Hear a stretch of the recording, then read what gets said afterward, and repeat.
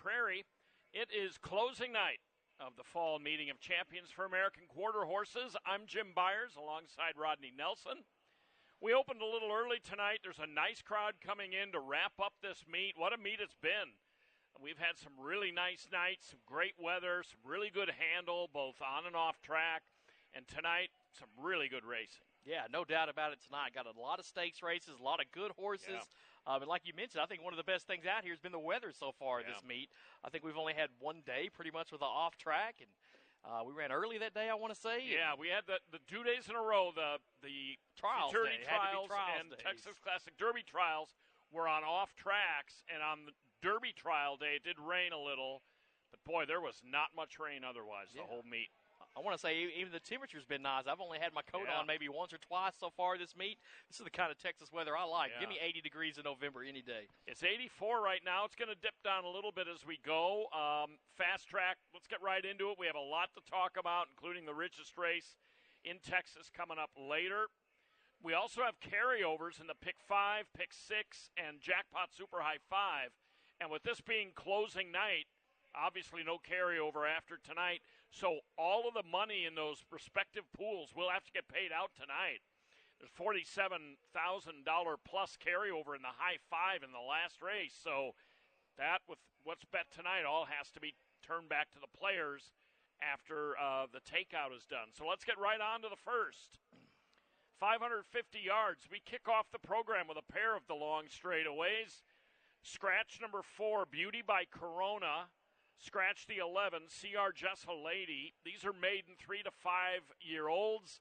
There's very little 550 experience in here, but there is a heavy favorite. Yeah, I'm on this Red Jet. I see you're on Red Jet as well. I haven't looked at Rick's picks. Yeah, but he's on it, but he's not italicized, but he's on it. But Red Jet, I mean, this horse has had one start out here over our racing surface. That was last time out. Ran a good second in that one, just missed by a length, but you can see the last few races, this horse has had trouble in, like 4 in a row. So hopefully Red Jet can get out clean today. I think if this gelding can do it, he can get out there, hopefully zoom down this 550. Never run it before, but does have some 440s under his belt. Did run in the All-American Juvenile last year. So, I mean, that's a pretty salty race at 440 yards. So we'll see if Red Jet can't run that long straightaway today. I got him on top. I got the 6, Take Me to the Station, as my second choice.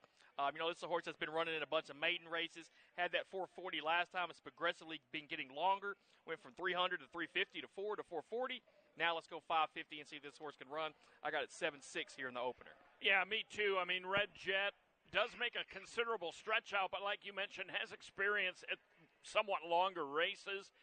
He is a half to Flash and Roll, who was not only a brilliant Grade 1 winner a few years ago, but she was the last horse that G.R. Carter ever rode, the Hall of Fame jockey. He rode her in the Los Al 2 Million back in, I think, 2018 at Los Alamitos. They won it, and G.R. went out with his final backflip. I was going to say, did he do a backflip that night? I think he did, and that was it for him, and this is a half-brother to her, and it's good that Red Jet is outside. Take him to the station, the 6, because the 6 horse 3 times in a row is broken in.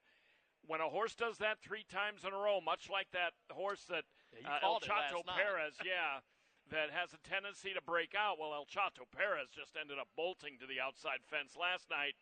So unfortunately, I was correct about him breaking out, but I'm glad that Red Jet is outside of the 6, because the 6 is probably going to break in. Break in, give Red Jet some room on down the track. Well, that sometimes happens in this sport. On to the second. Got some really sharp ones in here. Wide open 550 an allowance event. Scratch the 4, KVN Corey, and the 7, Pull a Cork. I took number 8. That's On the Rocks. This horse has picked up 3 wins out of 9 starts out here, has 3 seconds and a third as well. Most recent race was a good second-place finish out here. It went this 550 yards. I mean, this horse has a ton of experience at the distance. 13 races at 550 and has won 7 of them. I think that's pretty impressive there. Yeah. So I'm going to go ahead and take On the Rocks. I mean, this horse has been running in some stakes races, was the winner of the TQHA 550 down at Retama earlier this year, won the Sam Houston 550 as well. So, I mean, that's this horse's distance, right? Exactly. On the Rocks, number 8, my top choice. I went with the 3, Runaway Wildfire, as my second selection. selection here. You know, this horse has been up there hitting the board in quite a bit of races, 3 or 4 so far this year. Horse has 3 wins from 6 starts here at Lone Star Park. Has a couple wins at 550 as well. So I'll go ahead and take this horse second. I got 8-3 here in the second race. Yeah, I felt for On the Rocks for the record and the fact that he is a multiple stakes winner at this distance. And his last race was pretty good. He broke very well, then had a little bit of bumping. He's a KVN, I think, kind of freaked out that night and won that race kind of off by himself. He's been sharp going back to the summer, but I don't know if he's a KVN can duplicate that. Little Perry Wagon should be pretty formidable because Brittany Tejas has had a very good meeting, and this horse going back to the spring has been in really good form and stretches out a little, but that's a really good race in race 2. We have a lot of good allowance races today that are just total earnings preferred type allowances that are just open to the best horses. Race 3 is one of those. 350 yards. Scratch a filly that was really sharp coming in, number 3. Kissin' Perfect is out. So that'll leave a field of 8. Good field here in this third. Yeah, I ended up on number 2, Flying Sophia. I think this horse is going to be the one to beat. I mean, was in the Challenge Championships last time out. Finished 4th in that race, but was only beaten by 3/4 of a length. Was in the challenge race right here at Lone Star Park before that, just beaten by a neck by Cowgirl Up. We've seen this horse run in some stakes races back in the day. Was in the Texas Classic Oaks last year. Finished 3/4 behind the leader. Ended up being DQ'd to 10th in that one. But, last year this horse had some good races. Like I said, the Texas Classic Oaks was in the All-American Oaks last year as well. Running 3rd in that one, beaten by half a length. Flying Sophia, this horse has got some ability, no doubt about it. I'll take the horse on top. Over the 9, Tempting Barbie. I think Tempting Barbie's a solid choice in here, too. This horse, if you look, last year, spent some time in Albuquerque and Sunland, made the West Texas Derby, was the runner-up there, ran in the Rainbow Oaks, the La Fiesta Derby as well. 2025 hasn't been bad so far. The first 2 starts there at Los Al, had some decent races there. But took some time off, got back to the racetrack on the 28th at the Downs at Albuquerque, won an allowance race there by a length and a half, now making her second start after the layoff. Give me Tempting Barbie up there in the top 2, 2 and 9 for race 3. Yeah, I'm switching them around. I'm going 9-2. And they're very hard to split. I mean, Flying Sophia, super sharp. It's not often you see a horse coming out of a really good performance in a Grade 1 into an allowance race, but that's the case. That's the strength of this race. Tempting Barbie, the 9. Last time out, the rider tucked the crop away in that race, and she was so impressive. And that was a comeback off of some major stakes back in the winter and fall of last year. I mean, she ran a reasonable 6th in the Brad McKenzie Winter Championship at Los Al. That's a Grade 1 against all comers. She's proven to be a really quality filly. So I'm going to give her a shot here. I think the wagering might be pretty close between the two of them. I'm curious to see if Flying Sophia's sharpness makes her wind up being, kind of crushed down a little bit. So I went 9-2-6-4 in that one. On to the 4th. 330 yards. 3-year-olds and up. Non-winners of 2 going 330 yards. Scratch the 2 also eligibles. All right, let's take number 10, a higher power. I thought maybe you'd pick this horse. I know you like Power Jam, right? I've heard you talk about I do kind of like sire him. Power Jam, that thoroughbred sire. I do. A higher power, this horse has had 1 start out here. That was the first start back after a layoff. That was in a trial out here for the Texas Classic Derby. Ran 3rd in that one. Only missed by a length, so it was pretty close up there. Race before that was beaten by a length as well, but that was back in May at Remington Park. Last year this horse won his trial for the Heritage Place. Futurity ended up going in the juvenile, but a higher power, it's another one of that angle that I like, the second start after a layoff, so I take the 10 here. I got the Cartel Master, number 5, as my second choice. This horse has been running in some allowance races, some short ones. Was 220 last time out, beaten by half a length there. Was 4th before that. I think if this horse can get a good break, we'll see this one get up in the mix, so give me 10-5 here in race 4. Yeah, a higher power to me, pretty clear cut in this race. Will be favored. We'll see how heavily Rick doesn't have her totally heavily favored at 9-5, but I think she'll be a solid favorite. She is a half sister to A's and J's, who earned over $500,000, is now a broodmare. A's and J's ran with some of the best horses of her generation in this region and out at Los Al. The trial that she comes out of for the Oaks was against Bold and Beautiful and some others. Bold and Beautiful is in the Oaks today, qualified 9th. I think she kind of sticks out here. I think Quick Lights fits in this spot, number 3. She's been really overmatched. The odds can tell the story there. In her last 3 starts, astronomical odds. But if you go back to earlier in the year, some of those races before the Miss Ratama, she was right there against more ordinary competition. So she could be pretty good in here. I didn't use Blasted Eagle anywhere. Neither of us did. She's 5-2 on the line. I just I couldn't get a handle on what type of style that 9 runs, so I didn't leave her in there. Okay, on to the 5th. We got a super shorty here at 110 yards, and you talk about a race where I had a hard time trying to isolate on a winner. I mean, there's so many ultra-fast horses in here that have proven at this distance that it's like a lot of things going to come down to the break. Yeah, a lot of speed here. I ended up on Just Pretty in Black, the 5 horse. You know, this horse did win last time out at 110 yards, so I like that the horse does have a win at this distance. I mean, the race before that went 250 short as well. Ran second in that one, missing by a neck. So she's shown some nice speed coming out of the gate. I'll take the 5 here. I got a Lucky Cholitas, number 2 horse, as my second pick. It's another one. You can see this horse was a winner last time out at 110 yards as well. Did that by a head.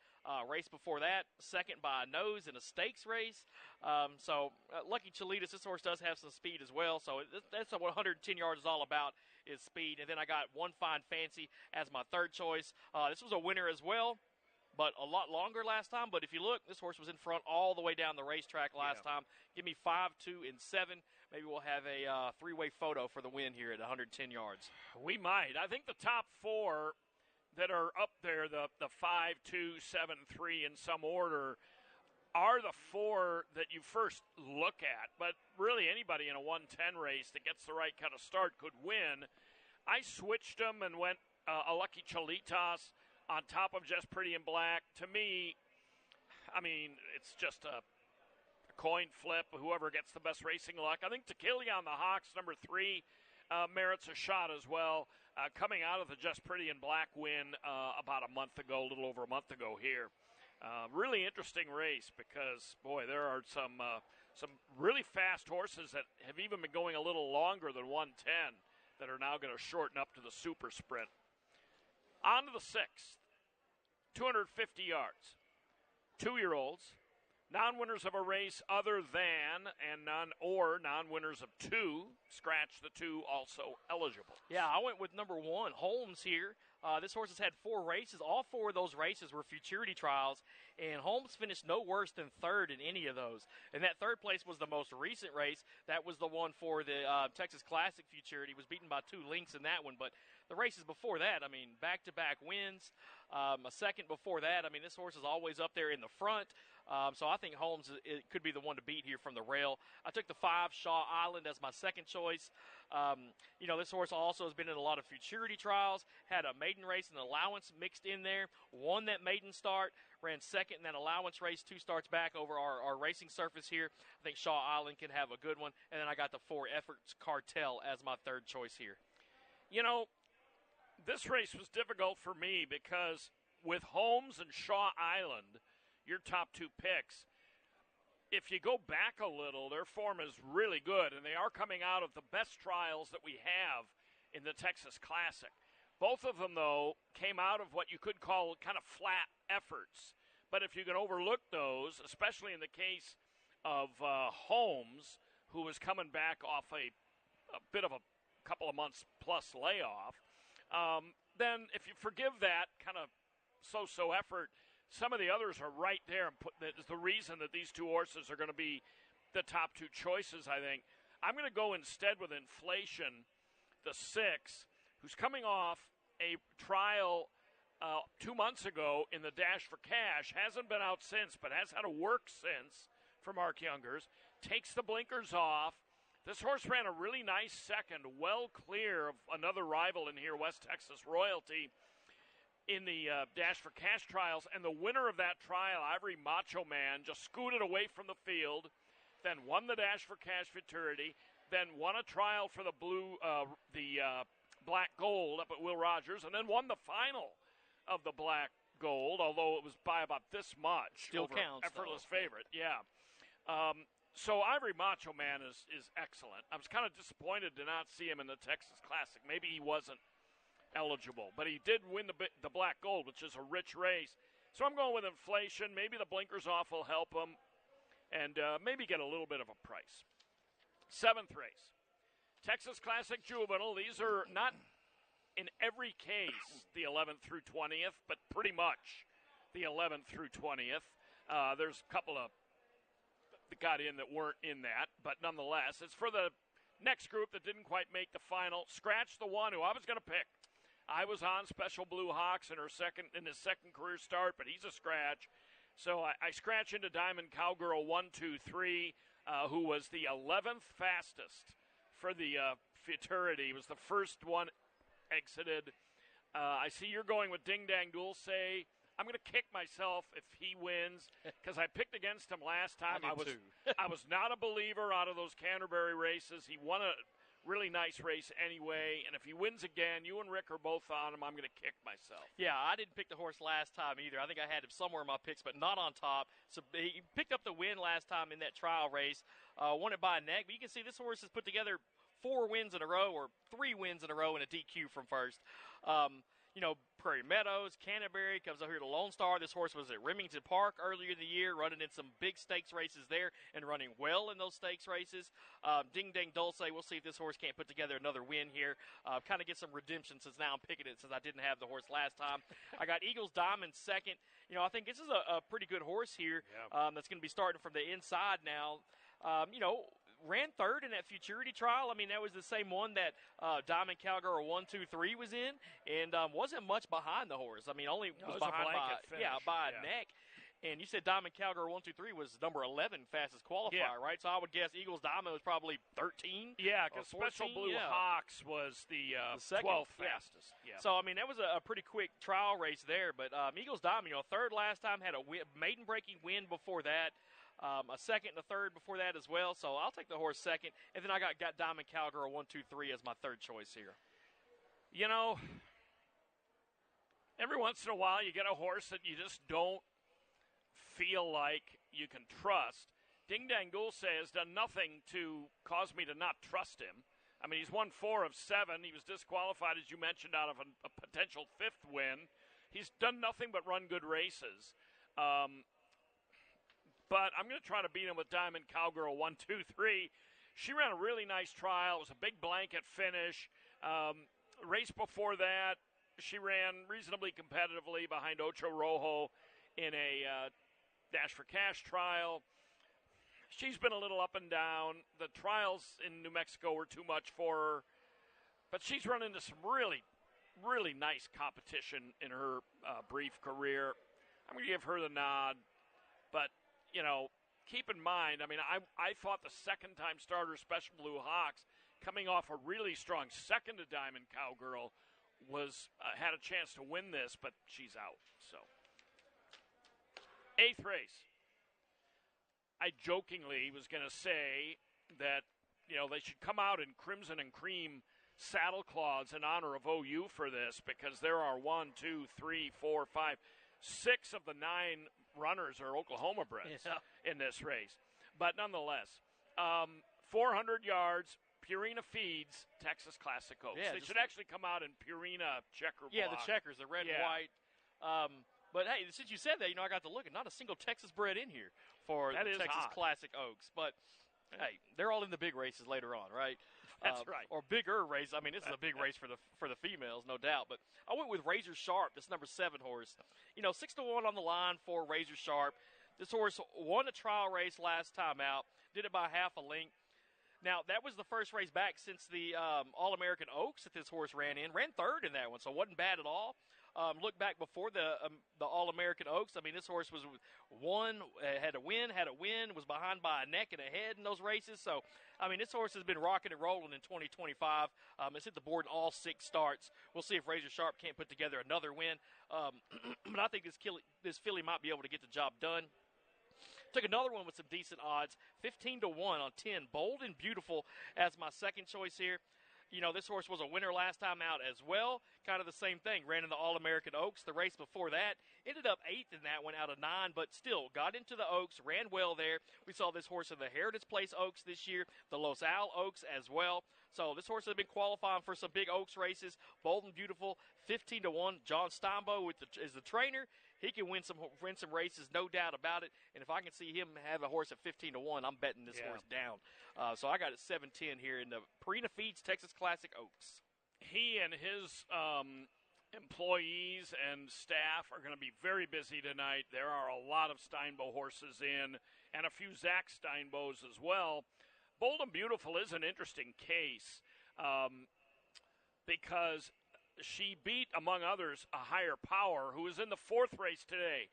So if a Higher Power runs really well in the 4th, as she is heavily favored to do, then that would flatter this race. Kind of like that horse last night that I said, watch how this horse ran, and whoever I was pointing out didn't run well, and the horse in the later race didn't run well either. But I'm going to go, by the way, the 4, Up to Party, is out of this race. Scratch the 4. I'm going with Rainbow of Diamonds. To me, it was close between her and Carmelites. Razor Sharp, though, is very well named. She is very sharp. But Rainbow of Diamonds, very fast out of there. Ran a good competitive 4th in the All-American Oaks. Last time out was a really strong winner, mostly on her own courage. Carmelites won the All-American Oaks, but was just a little dull, I thought, in the trial here. But that's a really good race because Jay's Freight Train could win it from the inside also. One thing about Jay's Freight Train, before we go, number 1 in the 8th race, she got out of the gate on that muddy track in the trial and somehow slipped in her back end, didn't get a good grip on the track about 2 strides out, and, you know, literally kind of lost control of her hind end just briefly. And then recovered and ran on and won the race. So that was, you know, maybe she didn't care for the off track even though she won on it. So I would look out for her too. 9th race, Grade 1, Texas Classic Derby. 440 yards, about 4 trials produced the finalists here. This is a really good race. I like this year's edition of the Derby. I think you could look several ways in here. Yeah, I could pretty much make a case for all these horses to pick up the win, but the one I went with was number 1, Just Dulce.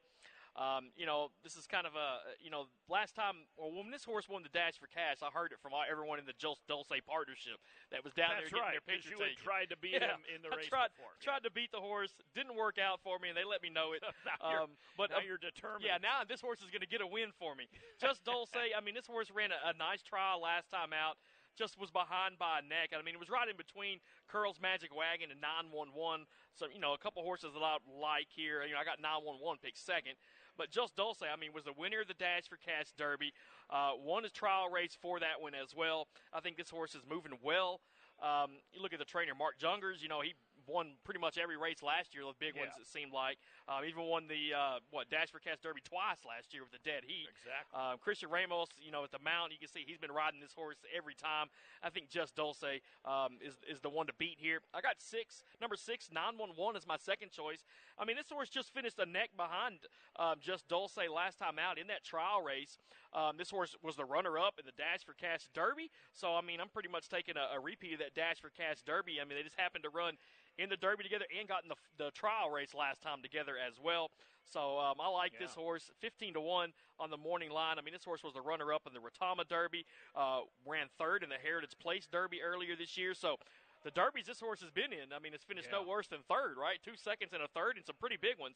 So I'll take 911 second, and then I got number 10, KJ Born to be Wild, as my 3rd choice. This was the 3rd place finisher in the All-American Derby this year. went back.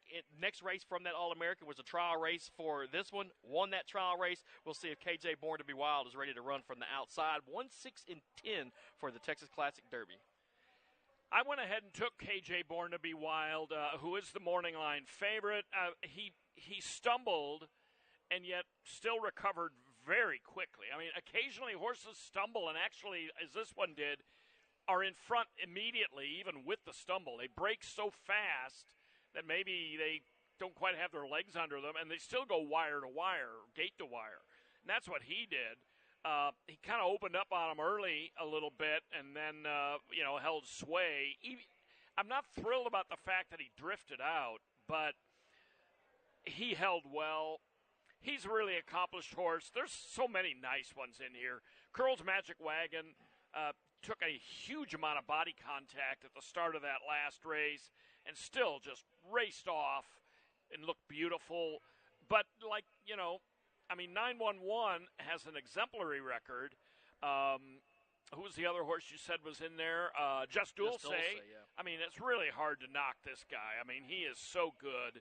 And Holy Pete ran a really nice trial with closing ground, too. So, a lot of really nice ones. City of Blood is really good for really hot connections. It's an excellent Derby. On to the 10th. Some real star quality in this Refrigerator Championship. Grade 1, 440 yards. Scratch the 2 also eligibles.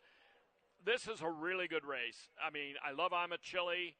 I've got him second. You've got him on top. Super fast Texas bred. A little bit like the male version of SS Classy Jess from a few years ago that could just get out there and outrun almost anybody that they lined him or her up with. I'm taking him second only because Cowboys Gun Z came off a layoff looking superb last time, so I'm taking him second. Or I'm taking him on top. But otherwise, this is going to be a great showdown. Yeah, I'm going to take I'm a Chili here. You know, I was on this horse in both of those last stakes races. Picked up the win in the Dr. Glenn Blodgett, the B.F. Phillips Jr. Stakes. So the horse has 2 recent stakes wins right here over our track. If you look at how this horse is done right here at Lone Star Park, has 4 wins out of 5 tries. It's had a good record so far this year. It's finished in the money in 7 of 9 starts.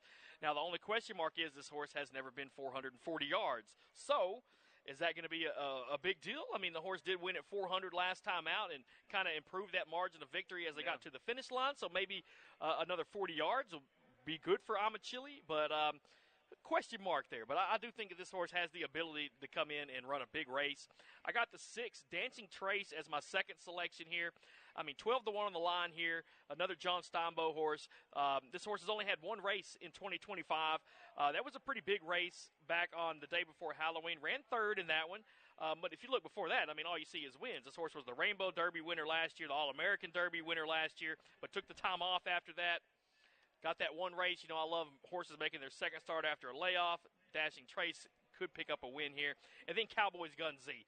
That race last time out, getting back on it, looked good. I went and watched the replay on that one a few times, and the C's kind of parted for the horse. Had a nice lane all by himself and ran well. So, I mean. He did. He never felt the crop. Calderon kept the crop, holstered the entire time. It was a comeback from, 11 months on the sidelines. Took the blinkers off. I mean, it's a horse that had already, done so much. And I just think he came back very strong, and I think he's liable to come right back again. But a lot of respect for I'm a Chili.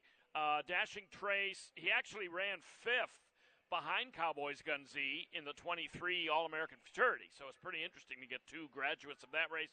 He's a Jet 1 is another one that, he hasn't had great starts in his 2 races this meet. But last year he was outstanding. Though. Yeah, I mean, the right circumstances apply. There's a lot of good ones in here. A's Moonflash, another one out of that mare A's and J's that I talked about earlier. She's super sharp. Apolitical Ike. I mean, on the inside, that's your what morning line favorite here, and we don't have the horse in our top 4, either one of us. Yeah, I'm curious to see if he can compete with this bunch. I think he might just be a little overmatched. But his numbers are good. Yeah. So. I mean, we got a couple $1 million winners in this race. Yeah, Refrigerator is always a good race. It's a tremendous race. Race 11. Grade 1, $910,508 Texas Classic Futurity, 400 yards, no scratches. All right, here we go. The richest race in the state of Texas. I'm going with JC Speeding, the number 8 horse, to take it this year. This horse looked good in the trial race. I mean, won that race by 2 lengths. It was a very nice trial race. It just kept, that margin of victory just kept getting bigger as they were running down the track. James Flores, he's only ridden 1 horse so far this meet. He flew in to ride this horse. He was and won it. And is named on it again. So, they got to have some confidence for him coming down here on JC Speeding to pick up the win. I mean, you look 2 starts back in the All-American Juvenile. This horse was the runner-up to Effortless Favorite, who you were talking about earlier, ran second in the Black Gold to our Dash for Cash winner, Ivory Marzo Man. JC Speeding, a lot of wins, 5 wins out of 7 starts. I like this horse. Second choice is going to be your 3. That's GFC Sinful. This horse has done nothing wrong. Win, win, win. That's it. Was the fastest qualifier here for the Futurity. Now, at the break last time out, she lunged at the break. It was a bad break for her, but she still was able to overcome it and win it. Well, she went by 2 3/4. Huge win. Yeah, I think she broke race. Faster than her body could catch up, basically. Yeah, so, I mean, I got to have this horse in there. GFC Sinful, undefeated. And then I got number 10, Holy Guacamole, as my 3rd pick. You know I love this horse in the trials. I thought this horse had a strange trip coming out of the gate last time, too. Oh, yeah. Went wide, had to circle around the horse, and still was able to get up there for the win. Man, any way you go in this Futurity, you're going to have a nice horse. Holy Guacamole was amazing. I mean, he completely missed the break, meaning he was just a little slow out of there, and then a horse crossed in front of him from the outside, so he had to angle out. And I would have been curious to see what his time was. Well, maybe like at Los Al, where they do the last 1/8 of a mile time, because he ran faster than anybody for a certain point of time, because he was so far behind and had to pass a number of horses, and it was very impressive. Now, if he messes around at the start and the final, he's probably going to run 5th. But that was just his 2nd race with Jed Vane, who's a very good trainer. This operation can definitely win big races. And so I took him, but JC Speeding, GFG Sinful, and Eagle on a June Bug is another one. All he does is run strong races. And, find a bad race that Eagle on a June Bug has run. You can't do it, including in a couple of big graded finals. So it's a really nice addition. I mean, you got to look at Winston, too, from the rail. I love Winston. Quick at 15-1 on the line. No respect on the morning line for Winston, but what another solid field. What a great night of racing we got out here. Winston's super. On to the 12th. Maiden Colson Geldings, 2 years of age, going 350. Scratch the 11 and 12. All right, the last race of the season. Let's pick a winner in it with number 3, El Mondays Capo. Looks like we got the same horse here, so let's go out with a win this season. This was trained by J.J. Gonzalez. You know, he had a couple winners, I want to say, last night. He did. And one earlier in the week, I want to say. But, he's been rocking and rolling. But this horse right here, has run in 4 different trial races, had a maiden race 2 starts back. That was the best race of this horse's career, finishing 3rd, just missing by a length. Was bumped last time out in that trial race for the Texas Classic. We'll see if El Mondays Capo can get the job done today. Number 10, is that ML? Presadio? Yeah.